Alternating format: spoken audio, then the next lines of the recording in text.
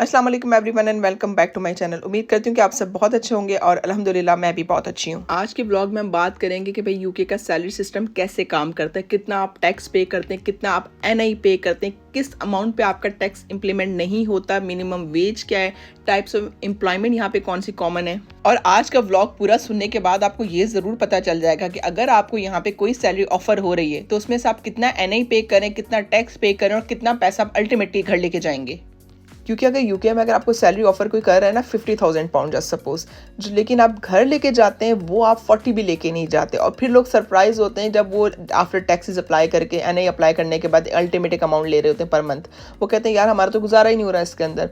So I hope आज की video के बाद आपको एक अच्छा खासा अंदाजा होगा कि यार अगर इतनी सैलरी हमें ऑफर हो रही है तो हमें उसे एक्सेप्ट करना चाहिए नहीं करना चाहिए, रियलिस्टिकली इससे हमारी जिंदगी गुजरेगी नहीं गुजरेगी। सो जनाब अपनी वीडियो पे फर्दर बात करने से पहले I would request you please do like share and comment this video अगर आपको वीडियो अच्छी लगती है, अगर आपको इन्फॉर्मेटिव लगती है और अगर आपने मेरा चैनल सब्सक्राइब नहीं किया तो आपने सब्सक्राइब भी ज़रूर करना और बेल आइकन को ज़रूर प्रेस करना है ताकि आपको मेरी आने वाली वीडियोस के बारे में नोटिफिकेशन मिलता रहे। सो जनाब सैलरी सिस्टम पे बात करने से पहले हमें ये समझना ज़रूरी है कि यूके में किस किस तरह की जॉब्स होती हैं, या मुझे ये कहना चाहिए कि यहाँ पे किस किस तरह की एम्प्लॉयमेंट होती है। यूके में मेनली दो तरह की जॉब्स ऑफर होती हैं आपको, एक होती है फुल टाइम जॉब, दूसरी होती है कॉन्ट्रैक्ट जॉब। इसके अलावा भी यहाँ पे जॉब्स ऑफर होती हैं लाइक सीजनल जॉब्स होती हैं आपके पास, 0 आवर पेड कॉन्ट्रैक्ट्स होते हैं आपके पास, एजेंसी स्टाफ कॉन्ट्रैक्ट्स होते हैं, बट ये इतने ज़्यादा कॉमन नहीं है यहाँ पर। लेकिन जो इन सब में बेस्ट जॉब है ना वो आपके पास फुल टाइम एम्प्लॉयमेंट होती है, फुल टाइम जॉब होती है। उसके अपने ही पर्क्स एंड बेनिफिट्स हैं यूके के अंदर। देखिए सबसे बड़ी बात है कि आपको पता होता है हर महीने आपने ये अमाउंट अर्न करनी है रिगार्डलेस। आपको ये नहीं होता कि हर महीने के एंड में क्या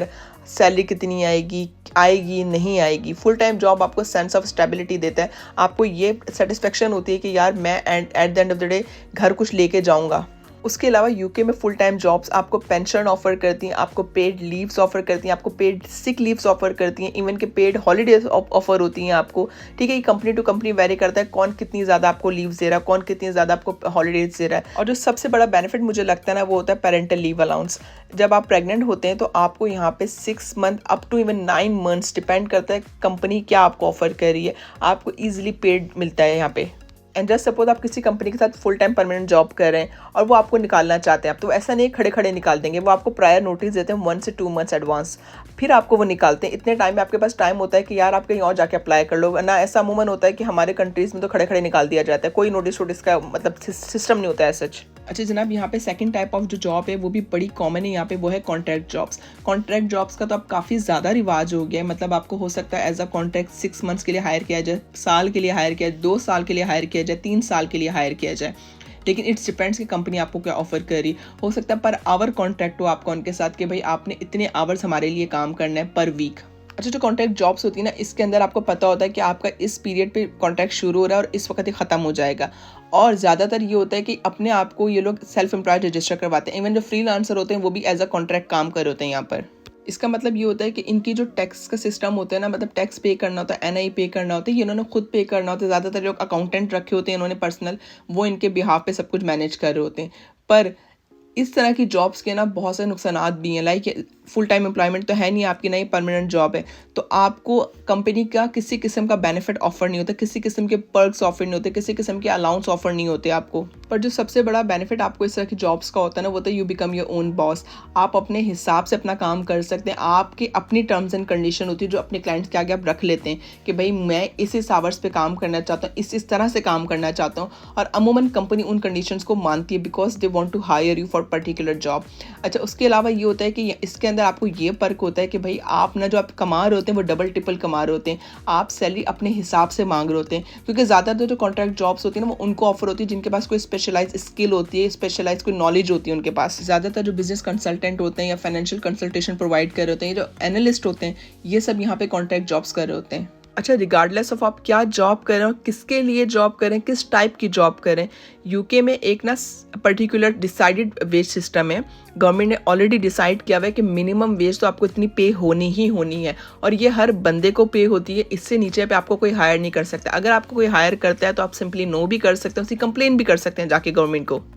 सो जस्ट सपोज अगर आप 23 के हैं, 23 से ज़्यादा हैं तो आपको मिनिमम जो आवरली पेड किया जाएगा ना यहाँ पे वो आपको 10 पाउंड 42 पेंस किया जाएगा। अगर आप 21 से 22 साल के दरमियान है तो 10 पाउंड 18 पेंस आपको ऑफर किया जाएगा। अगर आप इसी तरह से 18 से 20 के दरमियान है तो 7 पाउंड 49 पेंस ऑफर किया जाएगा। अगर आप अंडर 18 है, क्योंकि यूके में रिवाज है कि 16 साल का बच्चा यहाँ पे अर्न करना शुरू कर देता है, तो 5 पाउंड 28 पेंस आपको ऑफर किए जाएंगे। But this is a minimum amount, ये मिनिमम अमाउंट है, इससे ज्यादा आपको ऑफर हो सकता है, डिपेंड्स ऑन आपके एक्सपीरियंस, आपकी क्वालिफिकेशन और कंपनी के ऊपर कि वो आपको क्या ऑफर कर रही है, लेकिन मिनिमम तो आपको इतना पे किया ही जाएगा हर हाल में। सो जनाब, अब थोड़ी सी बात कर लेते हैं यूके के टैक्स सिस्टम के ऊपर कि अगर आप एक पर्टिकुलर अमाउंट अर्न कर रहे हैं तो उसके बाद जो आप घर लेके जाने वाले हैं वो कितने पैसे होंगे। अच्छा जनाब, यूके की गवर्नमेंट की तरफ से प्री डिसाइडेड है कि आपने कितनी सैलरी पे कितना इनकम टैक्स पे करना है। जस्ट सपोज अगर आप 12,570 पाउंड कमा रहे हैं तो वो आपका पर्सनल अलाउंस कंसीडर होता है, इसके ऊपर कोई टैक्स नहीं आप पे करते। बट अगर आप 12,570 से ऊपर कमाते हैं तो आप पे टैक्स इंप्लीमेंट हो जाता है।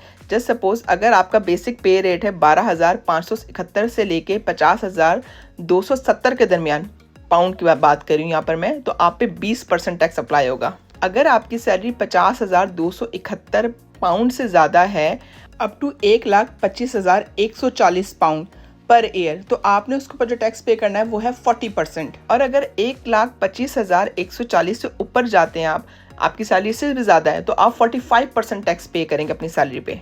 अब ये बात मैं आपको यहाँ पे क्लियर कर दूँ, ये तो थी टैक्स इम्प्लीमेंटेशन कि आपने इतना टैक्स पे करना है। इस टैक्स के अलावा आपने NI भी पे करना है, जो टैक्स प्लस NI होगा। लाइक आपकी सैलरी में से पहले टैक्स कटेगा, फिर NI की अमाउंट कटेगी, फिर जो पैसे बचेंगे वो आप घर लेके जाएंगे।